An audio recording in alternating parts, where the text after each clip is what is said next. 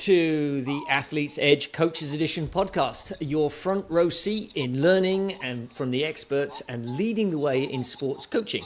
Our mission is to introduce you to impactful coaches from every sport so you can provide the best support for your student athletes and provide them with the best opportunities as they look to grow and advance their sporting career. Today, I am excited to introduce to you our special guest, Austin Pulinski, Director of Instruction over at Golf Guru, where they make what you do better. Austin, it's wonderful to have you here on the show. I'm thrilled to have you. Do you want to just jump straight in? Yeah, thanks for having me. Thrilled to be here. Excellent. So, can you give me, or can you give us, the listeners, a snapshot of your coaching program and what are some of its major outcomes? Absolutely. So, as we were kind of talking about, what we do is we make what you do naturally better. We help you essentially take and make the smallest adjustments to make the biggest improvements. When it comes down to it, nobody wants a swing overhaul. They want to improve what they do. And so we've developed a very simple process that essentially takes and works you back towards kind of like a natural reset of your swing, like to get you moving the way your body is built to. And that just shows us so much potential. Like in one single lesson, we can see distance gains of 20, 30, even 40 yards we've seen. I just had a complete beginner come in and hit a 167-yard 7-iron Wow. the other day. Pretty impressive. We're really excited about it, and it's one of those things where we just want to get this out there to as many people as possible. Yeah. We've launched our own membership site where people can access this online, the content, to have our exact process dialed and have me essentially walking them through it, that they can go through that as many times as they want on their own time at the range, wherever you may live. Nice. So we're really excited about that. We're just about a month into the launch of that and already seeing some pretty good results. So just want to, make this game that is so hard so much easier for people. So, I used to play golf a lot, and I haven't picked up a golf club for a long time. So I can now come to you and you can get me back into that swing that I need so badly. Absolutely, and fast.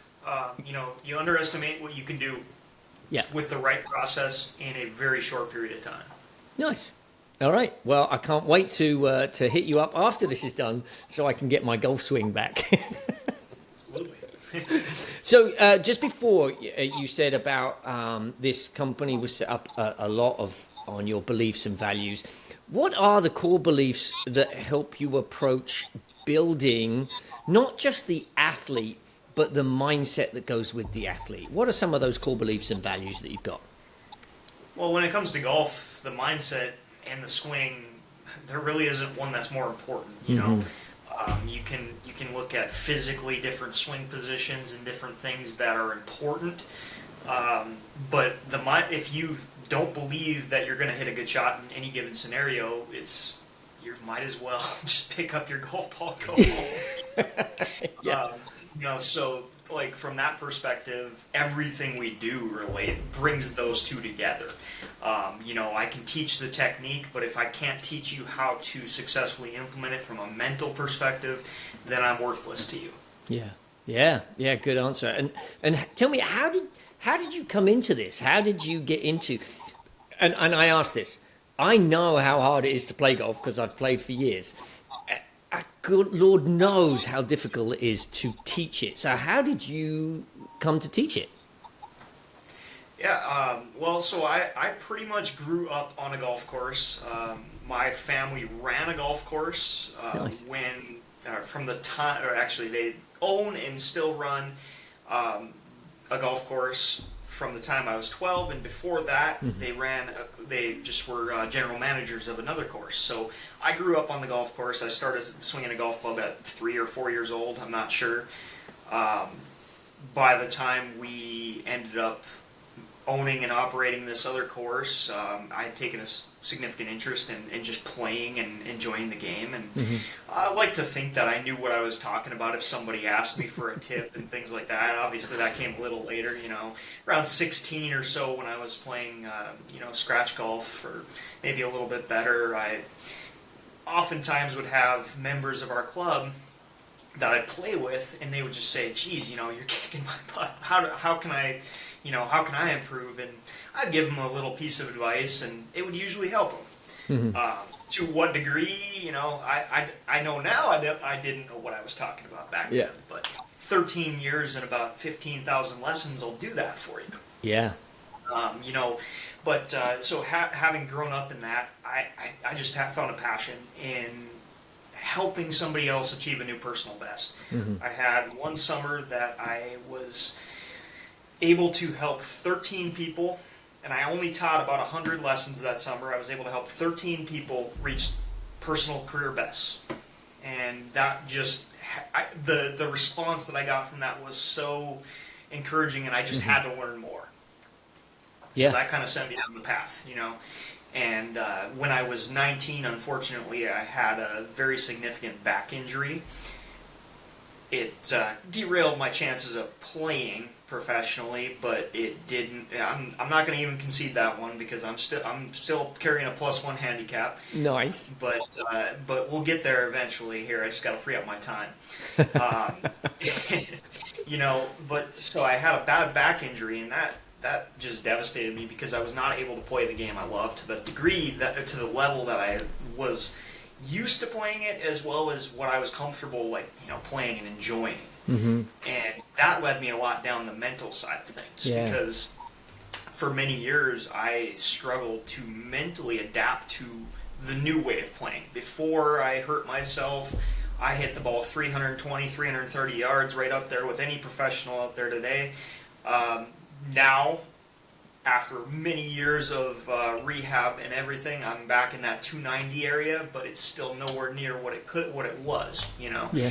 And that really, is something that I had to learn a lot about how the body works and learn a lot about how the mindset factors into it as well before I was ever able to play to a high level again. Yeah. And when it came down to it, going down that path, which ultimately was kind of a selfish path. I wanted to do that for my own game.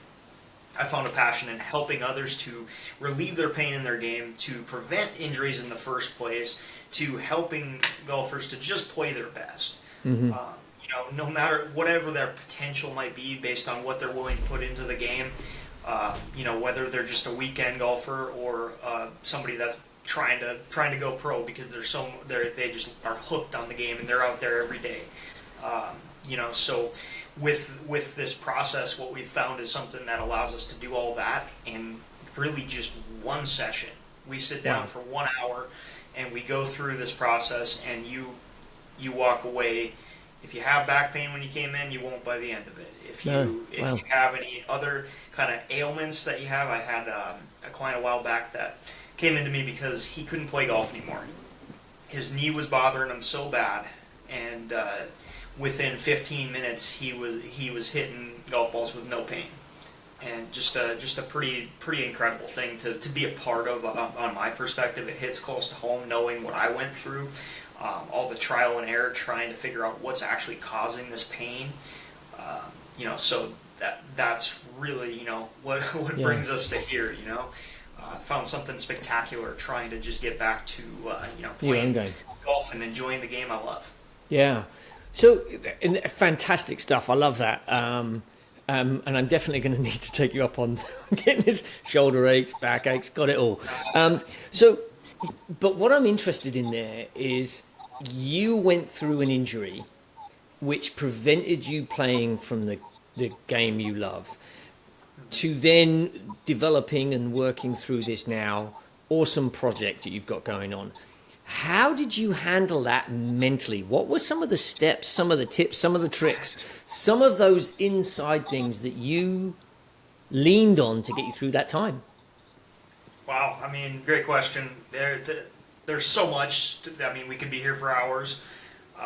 Initially, I did not handle it very well at all. I quit playing golf for a little while because it wasn't fun. I hurt, so it wasn't enjoyable to even try. Whether the score was good or bad. For a little while, I tried using alcohol. That wasn't a very good solution. One of the biggest things that was a turning point for me was just accepting. Look, it doesn't matter if I hit it 320 yards. What matters at the end of the day, really, at least what mattered to me, everybody's different, is that what matters to me is that I enjoyed the round. And even that for a while was not true. And that's when I pretty much had an agreement with myself for a long time that if I ever stopped enjoying playing golf, I would stop. It wouldn't be something that I would do because I'm good at it, So I came to that point in 2019. Yeah, and I had taken about 3 to 6 months off of playing. I was extremely frustrated with my game because I'd worked at it, and all that it was doing was hurting my back more.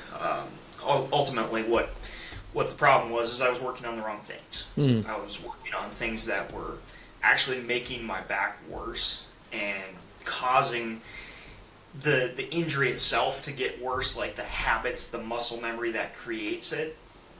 And, so one of the biggest things I had to do was take a look at the mindset, because if I'm not enjoying it, is it worth it? Is it worth it for me to play golf? And I had pretty much determined it wasn't at that point.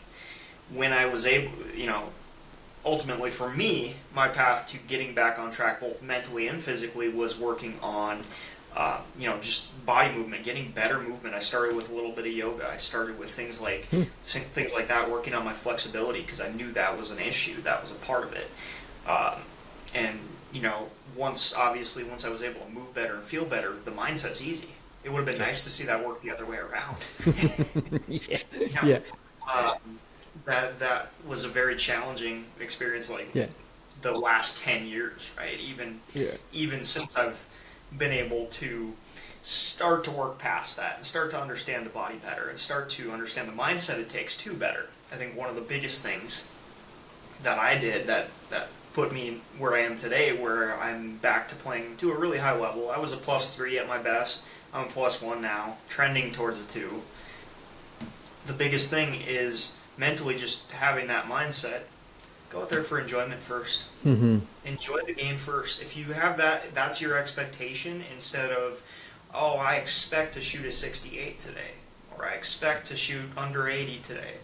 That's the worst thing you can set yourself up for, because the second you go out and make a double bogey or a triple bogey, what's going to happen? You just expectations. They need to align with what you're really after. I mean, and if you're on the tour, by all means, set that expectation of 66. But if you're just a casual golfer, right. What is your main thing you're trying to get from golf? You're trying to de-stress, enjoy it, enjoy a nice day outside. The list goes on, but those are the main ones, right? So why, the biggest thing is, from a mindset perspective, why do we set an expectation that's not related to that? No, totally agree with you. So just shifting gear a little bit here, because obviously there's a lot of young people getting into the game, or older people getting into the game. But what are some of the strategies that you can share that help people get their eye away from the scorecard, right? Because we do want to enjoy it, we do want to have fun, but we can walk off that course more stressed than what we were when we stepped on the course. So what are some of the strategies that you could share around that outside the playbook? Well, I think, from a perspective of just, getting your mind off the scorecard, it's tough for some people, because, everybody has their different why they play, right? Some people just want to compete with their buddies. Some people want to compete on a worldwide scale. Some people just want to go out and don't care about their score at all. And I think those are the people that enjoy it the most. I, as a kid, had a very, very difficult time handling that. And maybe just walking through, kind of what I found, right? How I got here might kind of help to divulge that information, I guess. Yeah. You know, when I was young, I could go out and shoot a 68 on my casual round with a couple of buddies, right? Because there was no care in the world. It was just go have fun. At the end of the day, you tally up the scorecard, and you're like, oh, all right, 68 it is. All right, nice. And then I would go compete in a tournament and be a 78. And it just drove me crazy. Well, at the end of the day, is because I cared so much more about that tournament round because there was more on the line to me. And that didn't help. That wasn't a good thing. Like, you put that pressure on yourself, and just like you put that pressure on yourself if you are focused on the scorecard, 1 out of 4 rounds is going to be a handicap round for you. That's going to be your best round, and the other 3 could be so far away from that. And I think that's really a helpful thing for me to understand, because as at the time +3 golfer, +3 handicap, and I expected every round to be my best. But that's not a reality. So I think setting the expectation that 3 out of 4 rounds you're not going to have your A game is great. Because even though we'd all love to have it 100% of the time, the tour players don't have it, so why should we? You know, the people that put in a 10th as much effort.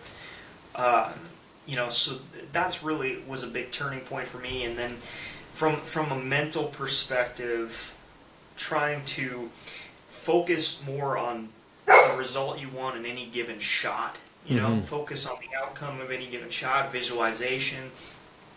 You know, just some of those common principles of a good mental game, right? Visualization, positive self-talk, you know, making sure that you are focused on the outcome you want, not the one you don't, right? Yeah. And obviously, if you stay focused on only the shot in front of you, that gives you a lot better chance at the end of the day of not even knowing what your score was, which I think is a great thing. If you go through an entire 18 and you have no idea where you are relative to par, relative to anything, and you're just playing your game. Yeah. I shot my very best round ever doing that. I shot 62, 10 under par, 31. Closed it out with 4 straight birdies. Didn't even know what the scorecard said at the end of the day, and at the end of it, my buddies handed me about $100 in cash, and sweet. Yeah, you cleaned up. I'm like, well, I kind of felt like I had a good round going, but I have no idea what I shot.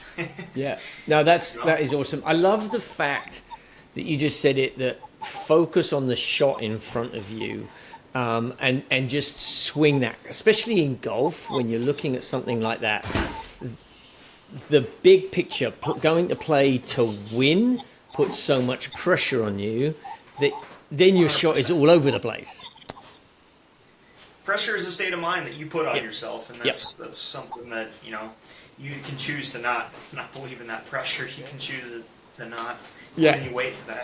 It is what it is. It's a shot on the golf course. It's a beautiful day. You're out having fun. Yeah. What difference does it really, Yeah. But and so talking about, okay, this is golf. What about other sports? How does that relate to other sports? Could you kind of make that comparison? I know golf is a hard thing to compare to other sports, but how do you get into that moment? Yeah, well, I mean, I think any professional player in any sport is going to use some of those same principles of positive visualization, self-talk, encouraging the outcome focus, trying to stay focused in the moment. Golf is a lot harder because there's more time between shots, right? Like in basketball, it's very reactive. In baseball, it's very reactive. In football, even, it's very reactive. If you look at like from the quarterback position, that's the most relatable to the golf swing, right? So unlike with the other sports, you have much less time to process, or you have much more time to process that in golf. And so that's what screws with people. That's what makes it harder, because when it comes down to it, I'm a believer that golf is the hardest game in the world. And people have other opinions. I wouldn't disagree. What's that? I wouldn't disagree. And the thing is, it's because of all that extra time that you have to think. You have so much time to think, and such a very small amount of time is actually spent hitting the golf ball. Yeah. And that's what's hard. Yeah. At least one of the big factors, because you are left alone with your thoughts. Most of the time we focus too hard on, what went wrong, what caused that bad shot, how do I avoid that bunker, things like that, those negative outcome, things that just set us back and make us focused on the wrong things, focused on the bad outcome we want to avoid instead of the good one. Yeah. And in basketball, you don't have a chance for that. Like, where's the negative thought going to come in? You're just, it's grab the ball, shoot it, Yeah. And what else happened, right? So it's entirely reactive, whereas golf is proactive in that sense. You have to proactively be prepared for your shot, knowing exactly what you need to think in that scenario, knowing exactly what your intent needs to be, the strategy, what target you're firing to, how far the ball is going to go, things like that. And you have to be proactively ready for it rather than just react, because it's not something that's going to happen in a second. The strike will happen, but there's so much more time in between that, especially if you're playing at tournament golf. Then you're looking at 5 minutes between shots oftentimes, sometimes 10. If it's a PGA Tour event, I believe they're cutting their fields to speed up pace of play because they were getting ridiculous. It was 6 or 7 hours for a round of golf. Yeah. That's not acceptable. No, for sure. That St. Andrews still has posted to this day is, if you aren't playing in 3 hours or 3.5 hours, then you will be escorted off the course. Nice. Yeah, I know. I'd like to see that upheld at the PGA level. Right. So you specialize in making what you do better, right? So I've got a golf swing, and you're gonna take my swing and make it better, right? Doing what I do. How do you go about that in such a short time? Because you say first session and you're doing it. Mm-hmm. I've got to ask, someone's going to sit there and go, how the heck does he do that? Absolutely. How we do it, well, there's a couple of principles that we've based our method off of. One of which is called the joint-by-joint approach. Not sure if you're familiar, but basically it is the belief that each individual joint is either a stable segment of your body or a mobile joint. Mm-hmm. And the scenario that we saw was, if a person only rotates from the mobile joint, they will find their perfect range of motion and allow them to essentially build a really efficient swing within that range of motion. Mm-hmm. If you look at all the pros, they all turn a different amount. They don't, you have all these YouTube instructors out there that are teaching and telling people to make a bigger turn and things like that. I spend most of my day telling people to turn less, because when it comes down to it, it is how much rotation you can stabilize. And so the key is only rotating from the mobile joints so that you keep the stable joints stable. And so we've perfected a 4-step process that teaches you to do just that. We aren't changing what you do. We are teaching you how to do it better by making it more stable and teaching you how to work within your range of motion that your body's capable of. Nice. I like that. So if you're working with a junior athlete, a junior golfer, who's got visions of grandeur and wants to play on the tour, and he's watching all of these YouTube videos, what are you going to teach that kid? And how are you going to work with that kid? Exactly what I would do with a complete beginner who's 85 years old. Okay. And that's the beauty of the process we've created, because it is designed to incorporate what our bodies do on an individual basis. Our spines are all built the same. They're built to move from certain places and not built to move from others. And if we follow that blueprint, there is no other way. There's nothing else you actually need in your swing once you've gone through our 4-step system. It's all about the mental game from there. It's all about application in real life scenarios, putting you in scenarios where you have bunkers, you have tight fairways, you have water, things like that. And just getting better at it, getting more mentally prepared to put your best foot forward in every swing. So we teach this process once to any given golfer, and it is essentially just reinforced from there. It's built on from there from a perspective of continually making it harder for you to execute, rather than just like, okay, now we're on to the next step, and the next step, and the Right. next step.